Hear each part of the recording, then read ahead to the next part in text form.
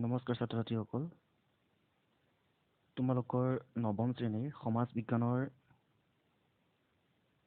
অৰ্থনীতি বিজ্ঞানৰ প্ৰথম অধ্যায় অৰ্থনীতিৰ মৌলিক বিষয়সমূহ এই পাঠটো আজি আলোচনা কৰিবলৈ লৈছোঁ আৰু এই পাঠটোৰ মূল আলোচ্য বিষয়সমূহ হৈছে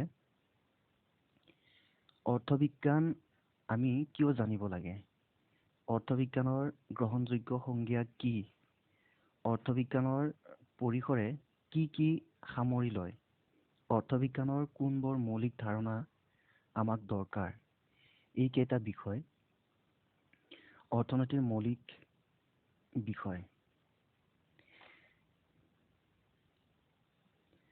সমাজ বিজ্ঞানৰ এক গুৰুত্বপূৰ্ণ অংগ হ'ল অৰ্থবিজ্ঞান।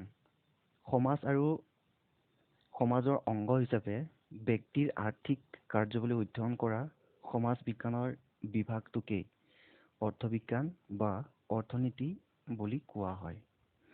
অৰ্থাৎ অৰ্থবিজ্ঞান হৈছে সমাজ বিজ্ঞানৰ এটা ভাগ, যিয়ে সমাজৰ আৰ্থিক কাৰ্যাৱলী অধ্যয়ন কৰে আৰু সমাজখনৰ বিভিন্ন ধৰণৰ বিষয়বিলাক অধ্যয়ন কৰে। অৰ্থবিজ্ঞান শব্দটো গ্ৰীক শব্দ ঐকনমিয়া শব্দটোৰ পৰা অনা হৈছে। ঐক শব্দটোৰ অৰ্থ হৈছে পৰিয়াল আৰু নমঃ শব্দটোৰ অৰ্থ হ'ল নিয়ম। গতিকে অৰ্থবিজ্ঞানক পৰিয়াল বা সমাজ পৰিচালনাৰ নিয়ম বুলি গণ্য কৰা হয়। অৰ্থবিজ্ঞান, ইয়াৰ ইংৰাজী প্ৰতিশব্দ হৈছে ইকনমিক্স আৰু এই ইকনমিক্স শব্দটো গ্ৰীক শব্দ ঐকনমিয়াৰ পৰা অনা হৈছে আৰু এই ঐকনমিয়া শব্দটোক আকৌ দুটা ভাগ কৰিছে। এটা হৈছে ঐকছ, যাৰ অৰ্থ হৈছে পৰিয়াল, আৰু নমস, যাৰ অৰ্থ হৈছে নিয়ম। গতিকে অৰ্থবিজ্ঞানক পৰিয়াল বা সমাজ বিজ্ঞানৰ নিয়ম বুলি গণ্য কৰা হয়। কি বুলি গণ্য কৰা হয়? পৰিয়াল বা সমাজ পৰিচালনাৰ কিছুমান নিয়ম। ঠিক আছে। এতিয়া আছে অৰ্থবিজ্ঞানৰ প্ৰয়োজনীয়তা। অৰ্থবিজ্ঞান আমি কিয় পঢ়িব লাগে? অৰ্থবিজ্ঞান পঢ়াৰ কিছুমান প্ৰয়োজনীয়তা ইয়াত উল্লেখ কৰা হৈছে, তাৰ বিষয়ে এতিয়া পঢ়িম। কেইবাটাও কাৰণত অৰ্থনীতি অধ্যয়নৰ প্ৰয়োজনীয়তা আছে। তাৰে কেইটামান থৰতে উল্লেখ কৰিব পাৰি। সুস্থ গণতন্ত্ৰত নাগৰিকৰ সচেতনতা অপৰিহাৰ্য। কৰদাতা নাগৰিক এগৰাকীয়ে নিশ্চয় জানিব খুজিব চৰকাৰে কিদৰে ৰাজহ সংগ্ৰহ কৰে, সংগৃহীত ৰাজহ কিদৰে ব্যয় কৰে, ব্যয় কৰোঁতে কি নীতি মানি চলে, সংগৃহীত ৰাজহৰ উচিত ব্যৱহাৰ হৈছে নে নাই ইত্যাদি। আমি ভাৰতবৰ্ষখন হৈছে এখন গণতান্ত্ৰিক দেশ আৰু সেই গণতান্ত্ৰিক দেশখনত আমি সকলোৱে বা প্ৰত্যেকজন নাগৰিকে আমি জানিব বিচাৰোঁ যে আমাৰ পৰা চৰকাৰে যিবিলাক ৰাজহ সংগ্ৰহ কৰে বা যিবিলাক টেক্স সংগ্ৰহ কৰে, সেই টেক্সবিলাক বা ৰাজহবিলাক বা কৰবিলাক চৰকাৰে কেনেদৰে ব্যৱহাৰ কৰে, ক'ত ব্যৱহাৰ কৰে, কেনেদৰে ব্যয় কৰে, নে তেওঁলোকে ৰাজহবিলাক সংগ্ৰহ কৰি কেৱল নিজৰ স্বাৰ্থৰ কাৰণেই তেওঁলোকে ব্যৱহাৰ কৰি আছে, নে দেশৰ কিবা কাম কৰিছে, সেইবিলাক প্ৰত্যেকজন সচেতন নাগৰিকে জনা দৰকাৰ। গতিকে সেই কথাবিলাক যদি আমি জানিব বিচাৰোঁ বা জানিব যদি লাগে, আমাৰ যদি প্ৰয়োজন হয়, তেতিয়াহ'লে আমি পঢ়িব লাগিব অৰ্থবিজ্ঞান। অৰ্থবিজ্ঞান পঢ়িলে আমি তাৰ বিষয়ে ভালদৰে জানিব পাৰিম যে চৰকাৰে যে ইমানবিলাক ৰাজহ নাগৰিকসকলৰ পৰা সংগ্ৰহ কৰি আছে, সেইবিলাক আচলতে তেওঁলোকে সঠিকভাৱে ব্যৱহাৰ কৰি আছে নে নাই, ক'ত ব্যৱহাৰ কৰি আছে, কেনেকৈ ব্যৱহাৰ কৰি আছে, তাৰ বিষয়ে বিশদভাৱে জানিবৰ কাৰণে আমাক অৰ্থবিজ্ঞানৰ প্ৰয়োজন। সমাজ সংগঠক বা সংস্কাৰক এগৰাকীয়ে ব্যাপক আৰু গভীৰ দৰিদ্ৰতাৰ কাৰণসমূহ ফঁহিয়াই চাব বিচাৰিব। তেনে কৰোঁতে তেখেতে বুজি পাব যে সমস্যাটোৰ বহুতো কাৰণ অৰ্থনৈতিক। যে চোৱা এজন সমাজ সংস্কাৰক যিজনে সমাজৰ সেৱা কৰে, যিজনে সমাজৰ ভাল কাম কৰে, যাক সমাজ সেৱক বুলি কোৱা হয়। সমাজ সেৱক এজনে যদি যে সমাজখনৰ দৰিদ্ৰতা কেনেকে দূৰ কৰিব লাগে, বা আজি সমাজত ইমান দৰিদ্ৰ মানুহৰ সংখ্যা কিয় বেছি, বা সমাজত কিয় এনেকুৱা শ্ৰেণী হৈছে, কিছুমানে ধনী হৈছে, কিছুমানে মধ্যবিত্ত, কিছুমানে দুখীয়া হৈছে, ইয়াৰ কাৰণবিলাক যদি ভালদৰে সেই সমাজ সেৱকজনে জানিব খোজে, তেতিয়াহ'লে তেওঁ অৰ্থনীতি বিজ্ঞান পঢ়িব লাগিব। এইটোও হৈছে এটা অৰ্থবিজ্ঞান পঢ়াৰ প্ৰয়োজনীয়তা। সচেতন গ্ৰাহক হিচাপে আমি জানিব খুজিম যে বজাৰত অত্যাৱশ্যকীয় সা সামগ্ৰীৰ মূল্যবৃদ্ধিৰ কাৰণসমূহ কি।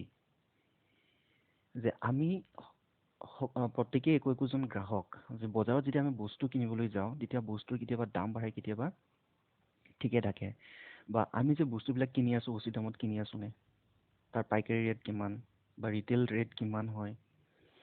তো তাৰ বিষয়ে যদি আমি বিশদভাৱে জানিব লগা হয়, তেতিয়াহ'লে আমি অৰ্থবিজ্ঞান পঢ়িব লাগিব। বিশ্বায়ন বা গোলকীয়কৰণ কি, ইয়াৰ সুফল আৰু কুফলবোৰ কি কি, অৰ্থনৈতিক বিকাশ কি, পৰিৱেশীয় অৰ্থনীতি কি, এনেবোৰ বহুতো গুৰুত্বপূৰ্ণ বিষয় অৰ্থনীতিত অধ্যয়ন কৰা হয়। গতিকে নিশ্চয় তোমালোকে বুজি পাইছা যে কি কি কাৰণত আমি অৰ্থনীতি বিজ্ঞান বিষয়টো পঢ়া খুবেই দৰকাৰ। এতিয়া আছে অৰ্থবিজ্ঞানৰ সংজ্ঞা। অৰ্থবিজ্ঞান মানেনো কি? ইয়াৰ সংজ্ঞা বিভিন্নজন পণ্ডিতে বিভিন্ন ধৰণে দিছে। অৰ্থবিজ্ঞান কি এই সম্পৰ্কে বিভিন্নজন অৰ্থনীতিবিদে বিভিন্ন সংজ্ঞা আগবঢ়াইছে। ইয়াৰ ভিতৰত Adam Smith, Alfred Marshall, Lionel Robbins, Samuelson আৰু নৰ্ডহাছৰ সংজ্ঞা উল্লেখযোগ্য। ইয়াতে কেইজনমান পণ্ডিতৰ নাম উল্লেখ কৰিছে, যিকেইজন পণ্ডিতৰ সংজ্ঞা ইয়াতে উল্লেখ কৰিছে। পোনপ্ৰথমে পাম আমি আডাম স্মিথৰ সংজ্ঞা। অৰ্থনীতি বিজ্ঞানৰ পিতৃস্বৰূপ স্মিথে তেখেতৰ 1776 চনত প্ৰকাশিত গ্ৰন্থ N enquiry into the nature and causes of the wealth of nations নামৰ কিতাপখনত অৰ্থবিজ্ঞান সম্পদৰ বিজ্ঞান বুলি অভিহিত কৰিছে। স্মিথৰ এই সংজ্ঞাটোক সম্পদ ভিত্তিক সংজ্ঞা বুলি কোৱা হয়। আডাম স্মিথৰ মতে যে অৰ্থনীতি বিজ্ঞান বা অৰ্থবিজ্ঞান হৈছে সম্পদৰ বিজ্ঞান, আৰু সম্পূৰ্ণভাৱে তেওঁৰ সংজ্ঞাটো সম্পদ ভিত্তিক। অৰ্থাৎ অৰ্থবিজ্ঞানে কেৱল সম্পদৰ বিষয়েহে অধ্যয়ন কৰে, তেওঁ এই বুলি ক'ব বিচাৰে। স্মিথৰ এই সংজ্ঞাটো পিছৰ কালৰ সমাজ বিজ্ঞানী কাৰ্লাইল আৰু ৰাস্কিনে যক্ষৰ বাণী বুলি সমালোচনা কৰিছে। সম্পদ আহৰণ মানৱ জীৱনৰ মূল লক্ষ্য কেতিয়াও হ'ব নোৱাৰে। ই মানৱ জীৱনৰ মূল লক্ষ্য প্ৰাপ্তিৰ এক আহিলাহে মাত্ৰ। সম্পদক অধিক গুৰুত্ব প্ৰদান কৰিলে অৰ্থবিজ্ঞান এক নিৰাশাব্যঞ্জক বিজ্ঞানলৈ পৰিণত হ'ব। তেওঁ আডাম স্মিথে যিটো সংজ্ঞা আগবঢ়াইছে, সেই সংজ্ঞাটোক দুজন পণ্ডিতে সমালোচনা কৰিছে। তেওঁৰ সংজ্ঞাটোক এনেদৰে কৈছে যে তেওঁৰ সংজ্ঞাটো হৈছে এটা যক্ষৰ বাণী বুলি কৈছে। যক্ষৰ বাণী মানে হৈছে, যক্ষ মানে হ'ল কৃপণ লোক। কৃপণ লোকবিলাকক যক্ষৰ বুলি কোৱা হয়। যে এই যক্ষ মানে যিবিলাক কৃপণ মানুহ, তেওঁলোকেহে মাত্ৰ এইটো কথা কয় যে সম্পদৰ অধ্যয়নে হৈছে অৰ্থবিজ্ঞান বুলি। অৰ্থাৎ কাৰ্লাইল আৰু ৰাস্কিয়ে তেনেদৰে তেওঁ সমালোচনা কৰিছে। আৰু আমাৰ মানৱ জীৱনৰ কেৱল সম্পদ আহৰণ কৰাটোৱেইটো মূল উদ্দেশ্য নহয়। গতিকে এইটো সংজ্ঞা যদি গ্ৰহণযোগ্য হয়, তেতিয়াহ'লে অৰ্থবিজ্ঞান এক নিৰাশাব্যঞ্জক বিজ্ঞানলৈ পৰিণত হ'ব। তেতিয়া আৰু অৰ্থবিজ্ঞান হৈ নাথাকিব তেওঁলোকৰ মতে। ঠিক আছে, ইয়াৰ কাষত বিজ্ঞানৰ পিতৃস্বৰূপ আডাম স্মিথৰ ফটোখন দিয়া আছে। এতিয়া আছে আলফ্ৰেড মাৰ্ছেলৰ সংজ্ঞা। আলফ্ৰেড মাৰ্ছেলে কেনেদৰে সংজ্ঞা আগবঢ়াইছে এই অৰ্থবিজ্ঞানৰ।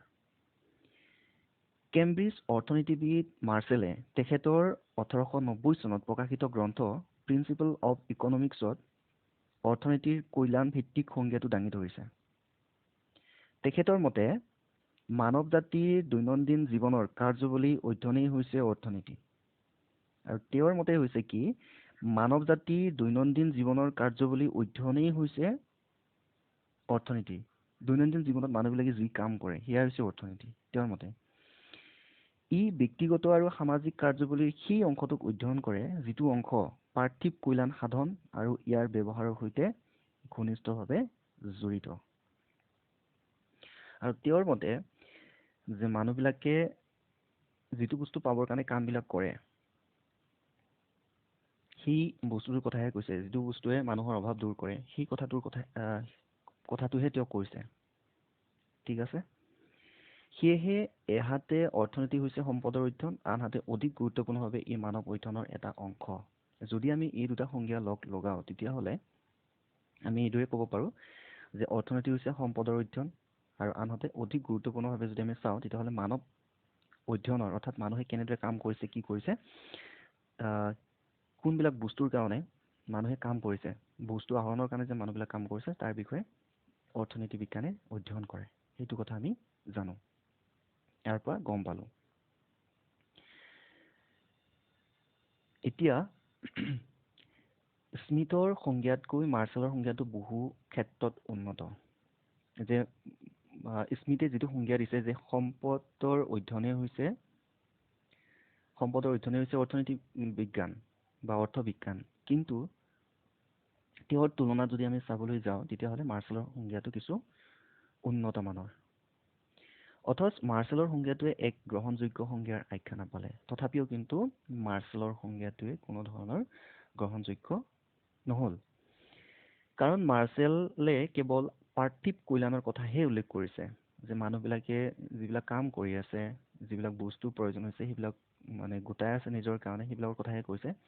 কিন্তু অপাৰ্থিৱ কল্যাণ সাধন যেনে শিক্ষক, চিকিৎসকৰ সেৱা আদিৰ কথা উল্লেখ কৰা নাই। তদুপৰি বস্তুৱে সকলো ধৰণৰ কল্যাণ সাধন নকৰিবও পাৰে। উদাহৰণস্বৰূপে মদ, ভাং, চিগাৰেট সেৱনে মানৱ জাতিৰ কল্যাণ সাধন নকৰে। অথচ সেইবোৰ সামগ্ৰীৰ উৎপাদন, উপভোগ, বিতৰণ সম্পৰ্কে অৰ্থবিজ্ঞানত আলোচনা কৰা হয়। এইখিনিতে চোৱা, তেওঁৰ মতে মাৰ্শ্বেলৰ মতে যিখিনি কথা কৈছে ইয়াতে কিন্তু শিক্ষকৰ যি সেৱা আগবঢ়াইছে সেয়াৰ কথা কোৱা নাই, চিকিৎসকে যি সেৱা আগবঢ়ায় তাৰ কথা কোৱা নাই। এইটো হয় যে বস্তুবিলাকে মানুহৰ কল্যাণ সাধন কৰে, কিন্তু কিছুমান এনেকুৱা বস্তু আছে মানুহে উপভোগ কৰে, মানুহে খায়, কিন্তু সেয়া মানুহৰ বা সমাজৰ কল্যাণ সাধন নকৰে। যিবিলাক বস্তু অৰ্থবিজ্ঞানে আলোচনা কৰে কিন্তু তাৰ বিষয়ে মাৰ্শ্বেলে সেয়া বিশদভাৱে কোৱা নাই। গতিকে তেওঁৰ যিটো সংজ্ঞা সেইটো সেইবাবে গ্ৰহণযোগ্য নহয়। তাৰপিছত আছে লায়নেল ৰবিনছৰ সংজ্ঞা। লায়নেল ৰবিনছে কিনো সংজ্ঞা দিছে তাৰ বিষয়ে। অৰ্থনীতিবিদ লায়নেল ৰবিনছে 1932 চনত তেখেতৰ প্ৰকাশিত গ্ৰন্থ an essay on the nature and significance of economic ছায়েন্সত অৰ্থনীতিৰ অন্যতম গ্ৰহণযোগ্য সংজ্ঞাটো আগবঢ়াইছে। তেখেতৰ মতে যি বিজ্ঞানে মানুহৰ আচৰণক মানুহৰ অপৰিসীম আশা আৰু ইয়াৰ বিপৰীতে বিকল্পভাৱে ব্যৱহাৰ কৰিবলগীয়া সীমিত সম্পদৰ মাজৰ সম্পৰ্ক হিচাপে অধ্যয়ন কৰে, সেয়েই হৈছে অৰ্থনীতি। এই সংজ্ঞাটোত তিনিটা মৌলিক ধাৰণাই গুৰুত্ব লাভ কৰিছে। এক নম্বৰটো হৈছে মানুহৰ অভাৱ অসীম, দ্বিতীয়টো হৈছে অভাৱ পূৰণৰ উপায় বা আহিলাসমূহ সীমিত, তিনি নম্বৰটো হৈছে সীমিত সম্পদসমূহ বিকল্প ব্যৱহাৰযোগ্য। তেওঁ কেৱল মানুহৰ অভাৱৰ কথা কৈছে, মানুহৰ নাটনিৰ কথা কৈছে, মানুহৰ অভাৱ যে একদম অপৰিসীম হৈ আছে, বা মানুহৰ সেই অভাৱ পূৰণ কৰাৰ কাৰণে মানুহে বিভিন্ন ধৰণৰ আহিলা বনাই আছে, বিভিন্ন ধৰণৰ কৌশল তৈয়াৰ কৰি আছে, ব্যৱস্থা কৰি আছে, তাৰ বিষয়ে কৈছে। তাৰ বিষয়ে অধ্যয়ন কৰাটো অৰ্থনৈতিক ভূগোল তেওঁৰ মতে। এই তিনিটা মৌলিক ধাৰণাৰ পৰা অৰ্থনৈতিক সমস্যা তথা পচন্দৰ সমস্যা সৃষ্টি হয়। বিকল্পভাৱে ব্যৱহাৰ উপযোগী সীমিত সম্পদৰ সহায়ত অসীম অভাৱৰ কোনটো অভাৱ পূৰণত অধিক গুৰুত্ব দিব সেই লৈ যিসমূহ সমস্যাৰ সৃষ্টি হয় তাকে অৰ্থনৈতিক সমস্যা বা পচন্দৰ সমস্যা বোলা হয়। ৰবিনছৰ সংজ্ঞাক দুষ্প্ৰাপ্যতা বা নাটনিৰ সংজ্ঞা বুলিও কোৱা হয়। তেওঁ কেৱল নাটনিৰ ওপৰত, মানুহৰ অভাৱৰ ওপৰত ভিত্তি কৰিহে তেওঁ কি কৰিছে, এই সংজ্ঞাটো দিছে। সেইকাৰণে তেওঁৰ সংজ্ঞাটোক নাটনিৰ সংজ্ঞা বুলি কোৱা হয় বা দুষ্প্ৰাপ্যতা সংজ্ঞা বুলি কোৱা হয়। ৰবিনছৰ সংজ্ঞাটোও সমালোচনাৰ ঊৰ্ধ্বত নহয়, কিয়নো সমালোচকসকলৰ মতে পচন্দৰ সমস্যাতকৈ বৰ্তমান কালৰ অৰ্থনৈতিক উন্নয়নৰ সমস্যাহে অধিক গুৰুত্বপূৰ্ণ আৰু ৰবিনছৰ সংজ্ঞা এই ক্ষেত্ৰত নিমাত। আচলতে তেওঁ কেৱল মানুহৰ অভাৱৰ কথাটোৱে কৈ আছে। ইয়াতে এইটো কথা কোৱা নাই যে অৰ্থনৈতিক উন্নয়ন কেনেদৰে কৰিব পাৰি, তাৰ বিষয়ে অৰ্থ বিজ্ঞানে অধ্যয়ন কৰে নে নকৰে, তাৰ বিষয়ে তেওঁ কিন্তু কোৱা নাই। তাৰপিছত আছে চেমুৱেলছন আৰু নৰদহাজৰ সংজ্ঞা। তেওঁলোক দুজনে কেনেদৰে সংজ্ঞা আগবঢ়াইছে তাৰ বিষয়ে।